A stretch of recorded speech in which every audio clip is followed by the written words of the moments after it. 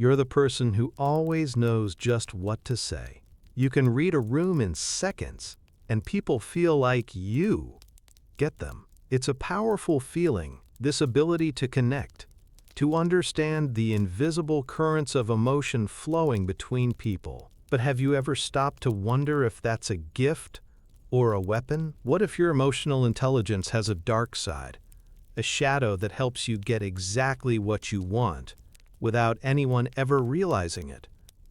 Today we're exploring the 7 subtle signs that you might be using dark emotional intelligence. This isn't about being a bad person. The world isn't black and white. It's 1,000 shades of gray. This is about understanding the fine line between a genuine connection and wielding your hidden power to influence, persuade, and sometimes control. It's a conversation about what the psychologist Carl Jung called the shadow, the unconscious part of your personality that holds everything you've repressed or denied. Your anger, your ambition, your capacity for manipulation. We all have a shadow. The real question is your shadow using you, or are you, consciously or unconsciously, using it on others? The signs we're about to discuss are subtle. They aren't loud acts of aggression. They're quiet, insidious patterns that can exist in our most intimate relationships, our careers, and even in our own internal monologue. Recognizing them is the first step toward a more authentic way of being, one that doesn't rely on hidden tactics, but on genuine strength. This is for the person who feels they might have this power and wants to understand it, and for anyone who feels they might be on the receiving end of it and needs to protect themselves. This information isn't just for understanding others, it's a mirror. So let's look into it. The first, and maybe the most deceptive sign, is what some psychologists are calling manipulative empathy. It's the signature move of the dark empath. On the surface, it looks like a superpower. You don't just hear someone's words, you feel their emotions. You sense their insecurities, their deepest fears, their most cherished hopes. A true empath uses this connection to heal, support, and build a bridge of genuine understanding. But a dark empath uses this insight as a tool. Your empathy becomes a key, not to open a door for someone else, but to unlock their vulnerabilities for your own benefit. This isn't about being cruel. In fact, it often looks like the opposite. It's the friend who listens intently to your heartbreak, making you feel completely seen, only to use your deepest insecurities later to keep you dependent on their advice. It's the partner who understands your fear of abandonment so perfectly that they can offer just enough reassurance to keep you close, while subtly reminding you how lost you'd be without them. They create a carefully managed dependency. Their support isn't designed to make you stronger, it's designed to make you theirs to control. So what does this actually look like? It's often manipulation without a single outright lie. It's the strategic withholding of information. You know that telling the whole truth would empower someone to make a decision that doesn't serve you. So you offer a curated version of reality. You leave out the parts that might lead them to independence. It's also in the art of redirection. When a conversation gets too close to exposing your motives, you expertly pivot. You might bring up their past trauma, not to help them process it, but to trigger an emotional response that distracts from the real issue. You tug at their heartstrings to get them to act against their own best interests. To see this in yourself, you have to be brutally honest about your motives. When you offer comfort, is your ultimate goal to truly empower that person? Even if it means they might outgrow their need for you? Or is there a quiet satisfaction in being the one they always turn to? Do you feel a flicker of resentment when they solve a problem without your input? That flicker is a signal from your shadow. It's the part of you that craves control, that finds security in being indispensable.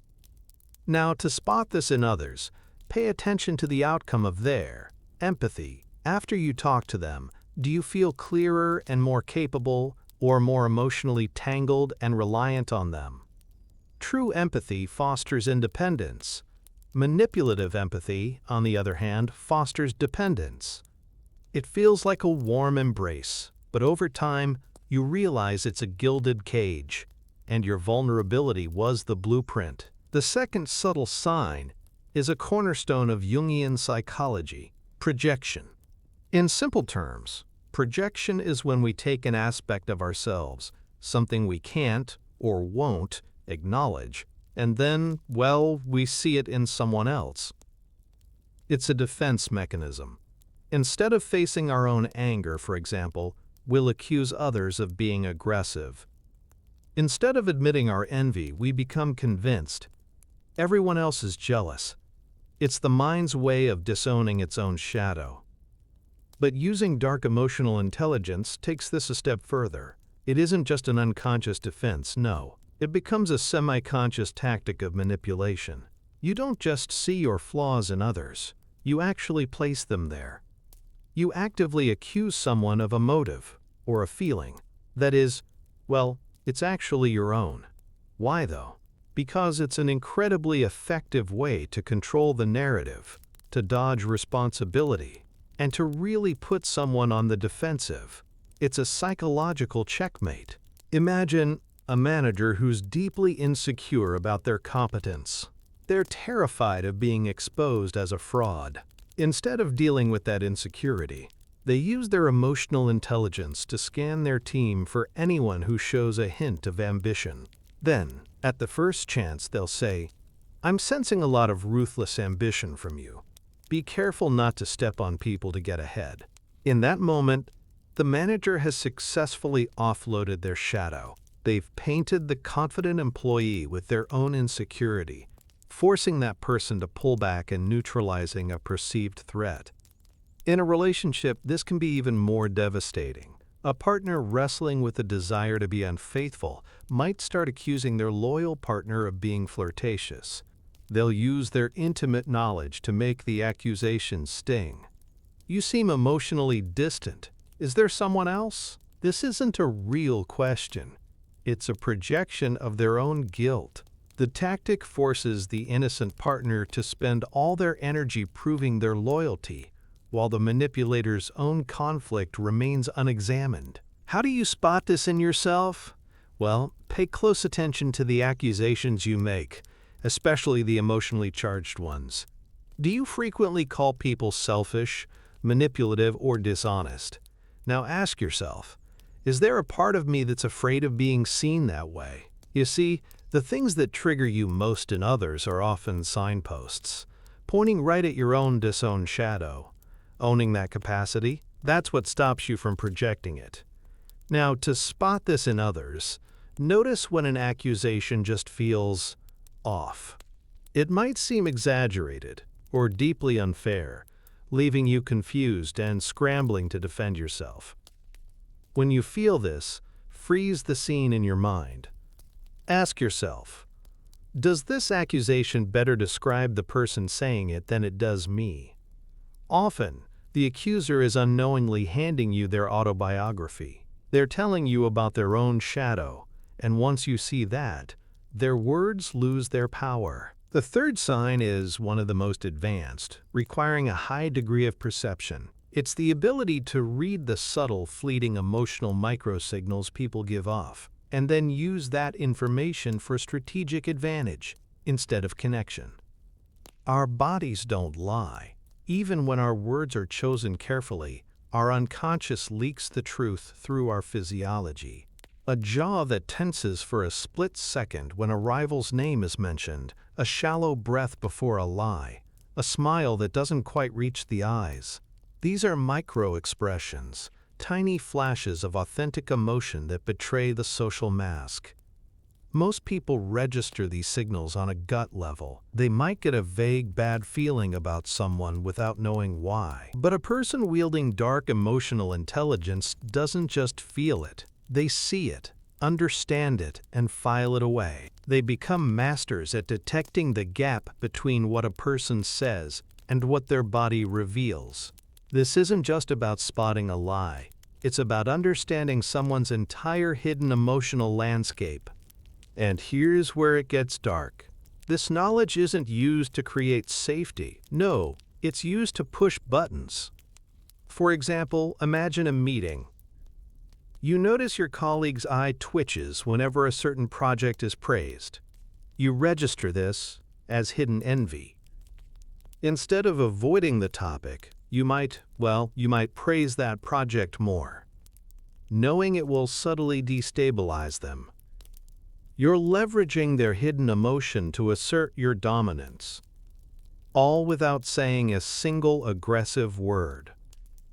Or, in a social setting, you might notice a friend's posture deflates when their partner enters the room. You file this away. Later, if you want to create a wedge, you might say something like, "You seem so much more relaxed when you're on your own." You're simply verbalizing what you observed. But the impact is profound. You're validating a hidden feeling, making them feel seen by you in a way they don't by their partner. And that increases your influence. How do you know if you're doing this? It often happens on autopilot. You have to bring it into conscious awareness.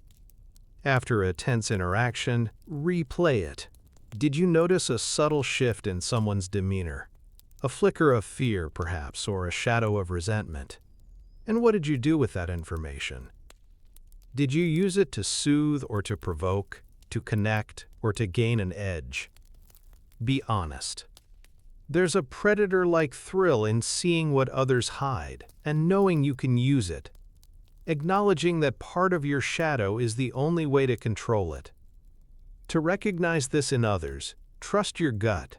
You might leave a conversation feeling unsettled or even played, even though everything said was perfectly polite. This is often a sign that someone was responding not to your words, but to your micro-signals. They were reacting to vulnerabilities you didn't even know you were showing. Pay attention to people who seem to have an uncanny knack for saying the one thing that throws you off balance. They aren't clairvoyant. They are simply astute observers of your nonverbal cues, and they're using them, not to connect, but to control.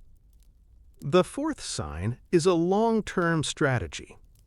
The subtle and deliberate creation of emotional debt. This is different from a healthy relationship, where people naturally support each other. This is a calculated game, where one person positions themselves as the perpetual giver or rescuer, putting others in a state of permanent indebtedness. This person is, always there for you. They'll drop everything to help you move, listen to your problems at 2 a.m., or offer a loan. On the surface, they're the most generous person you know. But with dark emotional intelligence, this generosity isn't a gift. It's a deposit. And they're keeping a very careful ledger. They understand the psychological principle of reciprocity. That is, when someone does something for us, we feel an unconscious obligation to repay them. The master of this tactic ensures the debt can never truly be repaid. They do this by over-delivering on help you didn't ask for, or by exaggerating their sacrifice. It was no big deal. I was happy to cancel my important plans to help. The first part of the sentence is a denial, but the second part is the invoice. They're subtly reminding you that you owe them. They become the fixer in your life, gaining intimate knowledge of your problems and weaknesses. This allows them to offer the perfect solution at the perfect time, deepening your gratitude and obligation. The end game is control.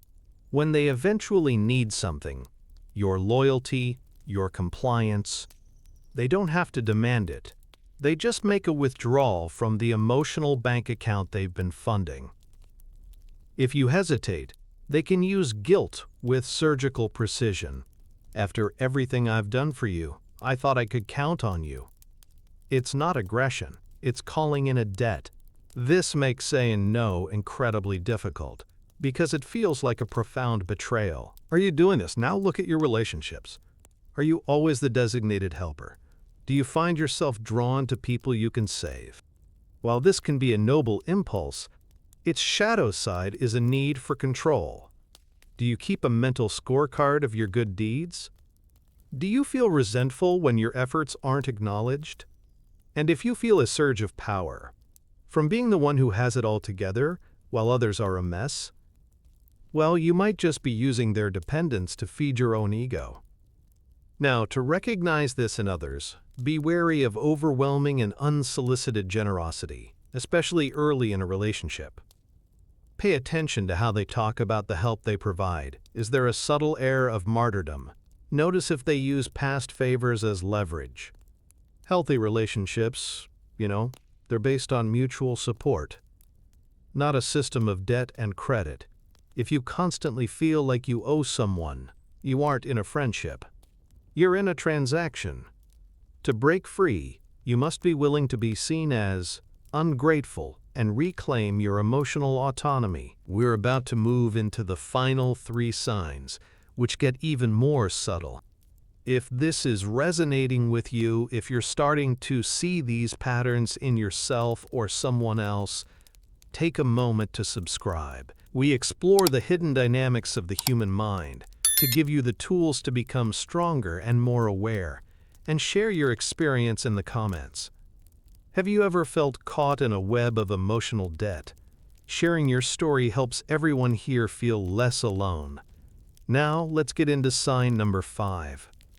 The 5th sign is one of the most insidious forms of manipulation, the practice of activating another person's complexes to control their behavior.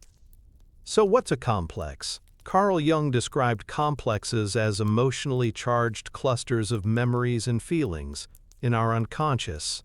Think of them as the raw nerves of our psyche, usually formed around a core theme, like a father complex or an inferiority complex.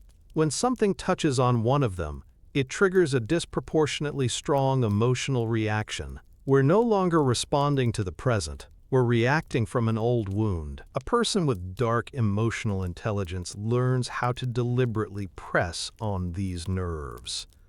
They don't see your wound as something to handle with care.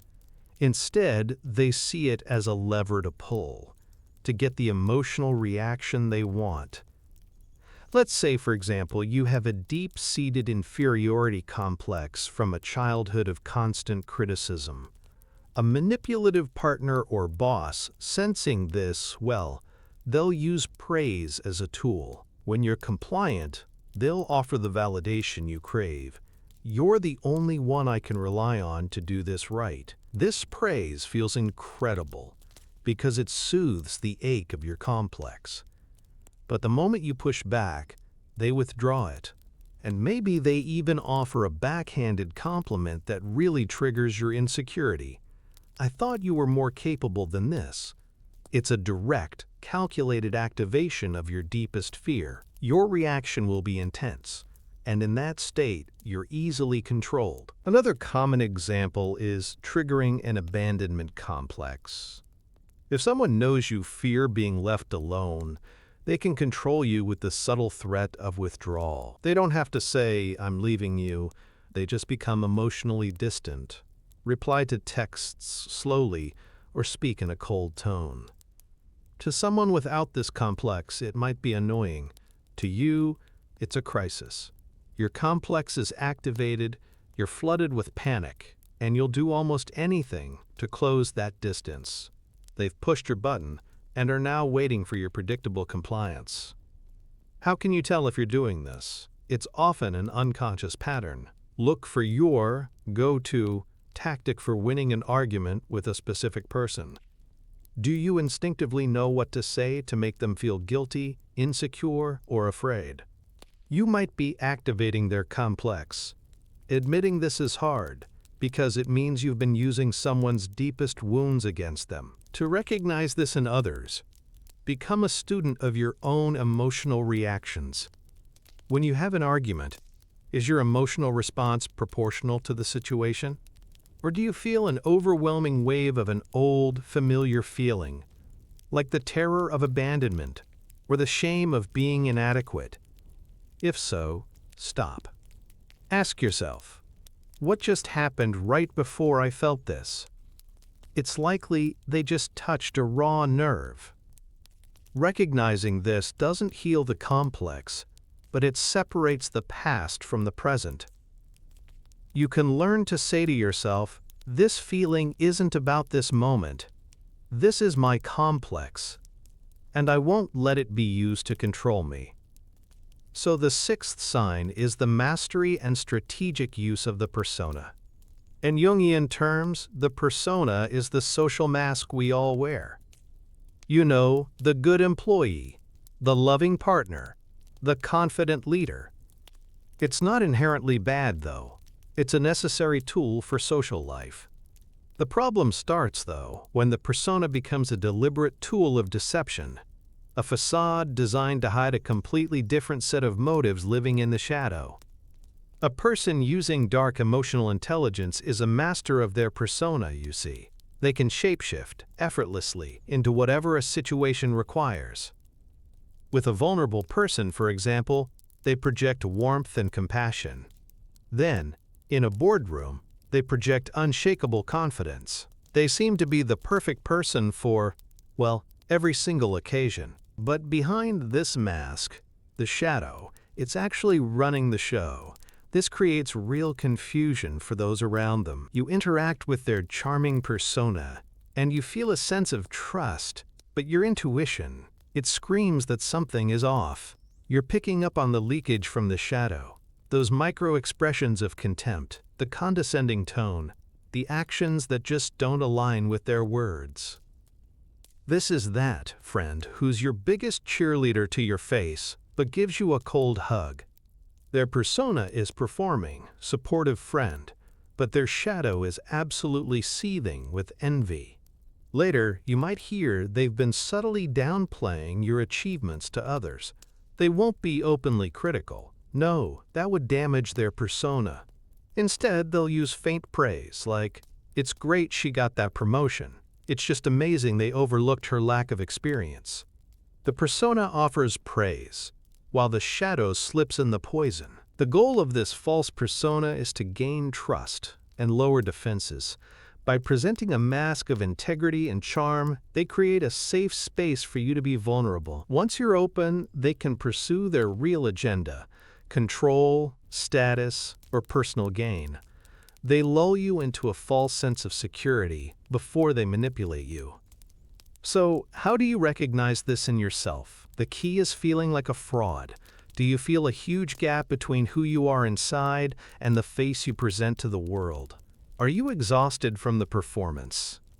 That exhaustion, that's a critical sign. It takes immense energy to constantly suppress your shadow and perform a persona that isn't authentic.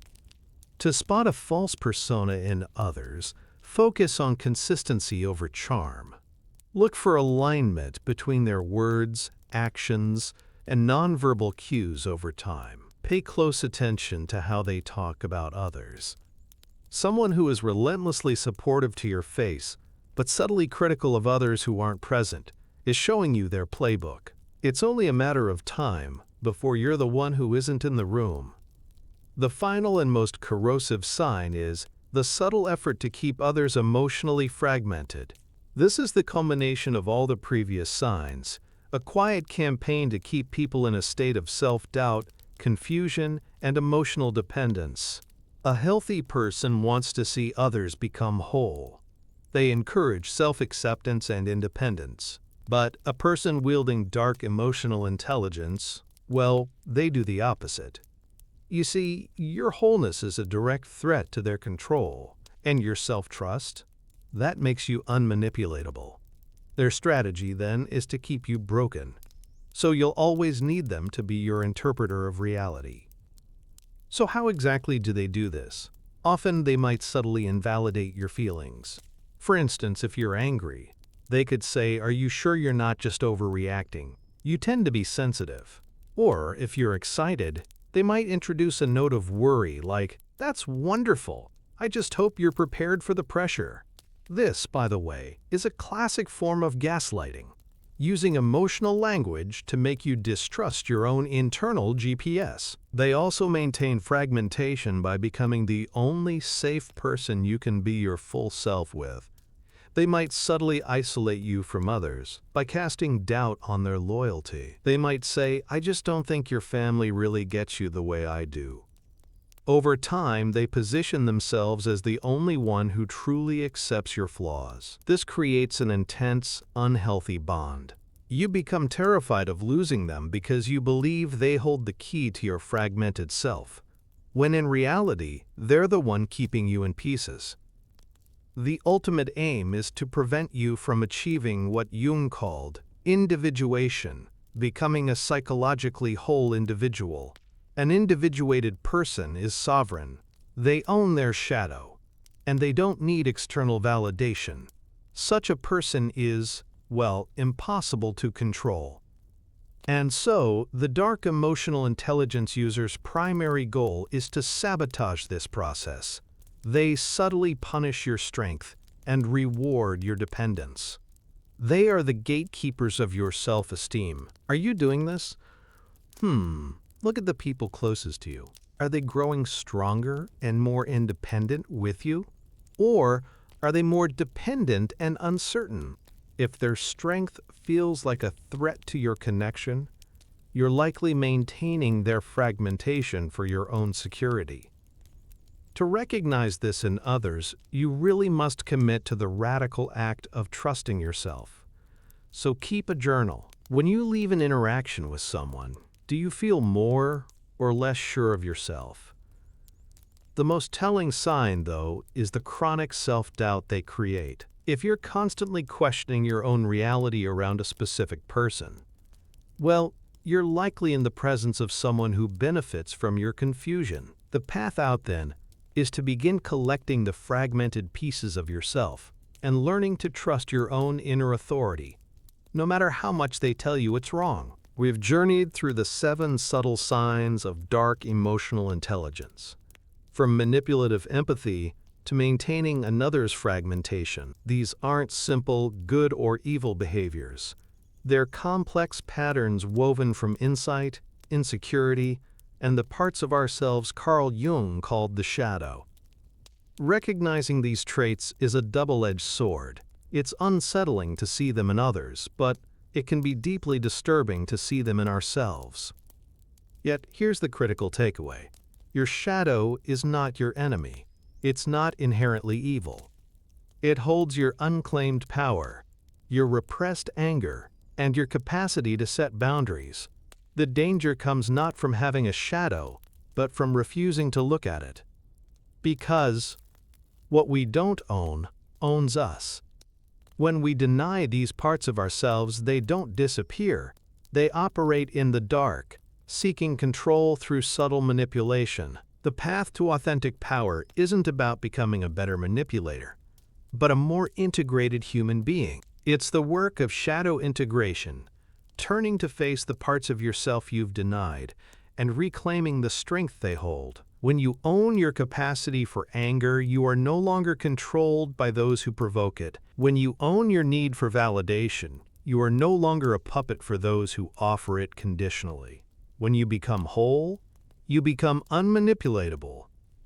So, the final question isn't, are you using dark emotional intelligence? The real question is, what are you going to do with the power you have? Will you use your insight to control or to connect? To fragment or to heal? To manipulate or to liberate? The choice, as always, is yours. Your awareness is the first and most powerful step.